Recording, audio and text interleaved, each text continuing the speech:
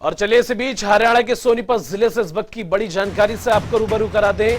जान हथेली पर रखकर स्कूल कॉलेज का सफर, निजी बस की छतों पर सफर करने को मजबूर।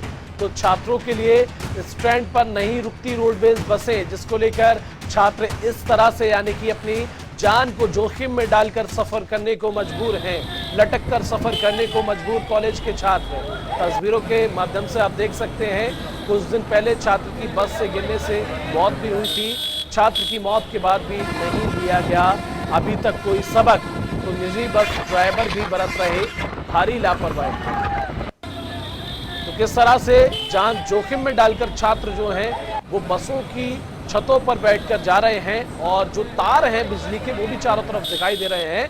ऐसे में अगर बीते कुछ दिन पहले की बात करें तो बीते कुछ दिन पहले ही एक छात्र की बस की छत से गिरने से मौत हो गई थी। एक बड़ा हादसा यहाँ देखने को मिला था और एक बार फिर एक बड़े हादसे को यहाँ पर न्योता दिया जा रहा है। राम सिंह बार हमारे सहयोगी लाइव हमारे साथ जुड़ गए हैं। राम सिंह बार, आपका रुख करेंगे, जानने की कोशिश करेंगे जिस तरह से जान हथेली पर लेकर ये छात्र तस्वीरों के माध्यम से जनता टीवी के तमाम दर्शक भी देख रहे हैं, एक बड़े हादसे को यहां न्योता दिया जा रहा है। सबसे पहले अपडेट।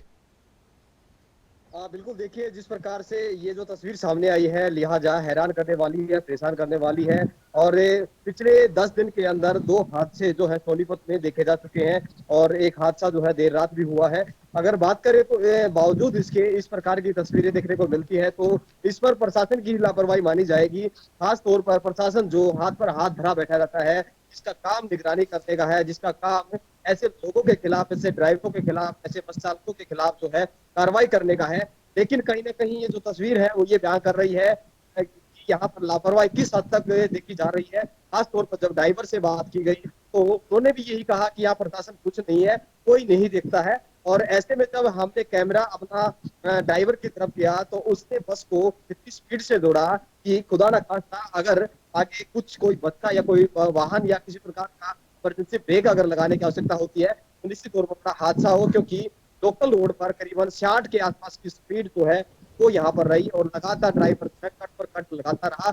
यानी कि जिस प्रकार बच्चे सीढ़ी पर लटके हुए थे, छत पर लटके हुए थे, छत पर बैठे हुए थे, ऐसे में जैसे कट लगते हैं तो फोड़ अगर होता है तो ऐसे में बिल्कुल कोई भी बच्चे का हाथ छूट जाता है और ऐसे में कई बार हादसे हुए हैं। और जिस प्रकार से पिछले दिनों डी कृष्ण यूनिवर्सिटी के सामने बोतल में एक बच्चा जो है उसकी मौत हुई थी, इंजीनियरिंग का छात्र था। हालांकि उसमें ड्राइवर द्वारा, कंडक्टर द्वारा ये आरोप लगाया गया था कि टिकट नहीं ली। हालांकि बाद में उसके पिताजी द्वारा एक वीडियो भी जो है जो भी उसका सामने आया था, पिताजी ने ये कहा था बच्चे ने जो है टिकट किया था।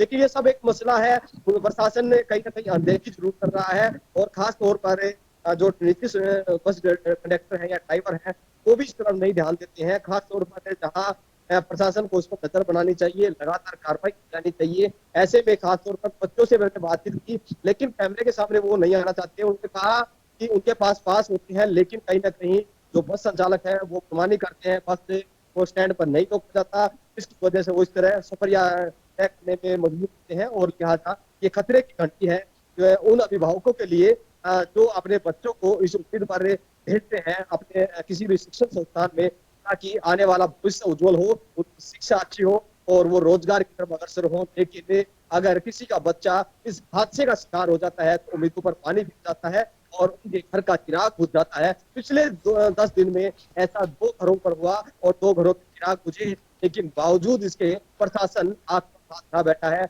मौन बैठा हुआ है। तो लापरवाही के हाथ देखिए आए दिन इस प्रकार की तस्वीर देखी जा रही है, कोई भी कार्रवाई अमल में नहीं लाई जाती है। ठीक बीते कुछ दिन पहले राम सिंह मार एक बच्चे की बस की छत से गिरने से मौत हो गई थी, एक हादसा देखने को मिला था। कहने को इस हादसे के बाद एक सबक लेना चाहिए।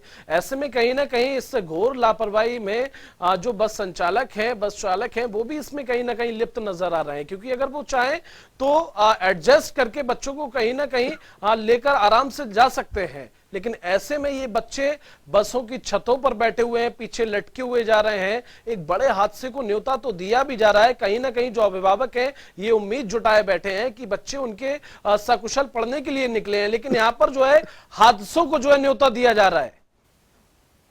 जावेद अली, बिल्कुल जिस प्रकार से तस्वीर देखी गई है, और ऐसे में अगर रोडवेज प्रशासन इस पर संज्ञान ले कि रोडवेज की तरफ से जो है ऐसी एक बस जो है नियमित रूप से आईटीआई में पढ़ने वाले छात्रों के लिए चालू कर दी जाए, और दोपहर के वक्त जो आईटीआई के सामने एक बस लगे, क्योंकि काफी छात्रों ने जो है पास बनवा रखे हैं, और जिन्होंने पास नहीं बनवा रखे हैं तो उनके लिए टिकट का इंतजाम जो है वो लोकल स्तर पर जरूर करवाया जा सकता है। और अगर ऐसी कोई लापरवाही कोई छात्र बरतता है, अगर टिकट नहीं लेता तो उसके खिलाफ कार्रवाई करे, क्योंकि प्रशासन का कार्य है जिन शिक्षण संस्थानों में बच्चे पढ़ाई करते हैं, खास तौर पर सोनीपत की आईटीआई में प्रतिदिन सैकड़ों बच्चे पढ़ाई करने के लिए पहुंचते हैं, दूर दराज से पहुंचते हैं, लेकिन बस स्टैंड से आईटीआई का जो सफर तय करते हैं, ऐसे में जो है उनके लिए काफी दिक्कत भरा सफर रहता है, क्योंकि कोई भी बस चालक है अपनी बसों को नहीं रोकता, और बसों को ना रोकने के एवज में बच्चे भाग कर बस में चढ़ते हैं, या इस प्रकार की यात्रा जो है वो जो गैर कानूनी ढंग से है वो करते हैं, जिसके कारण कई बार हादसे होते हैं, क्योंकि ड्राइवर अपनी मनमानी करते हैं,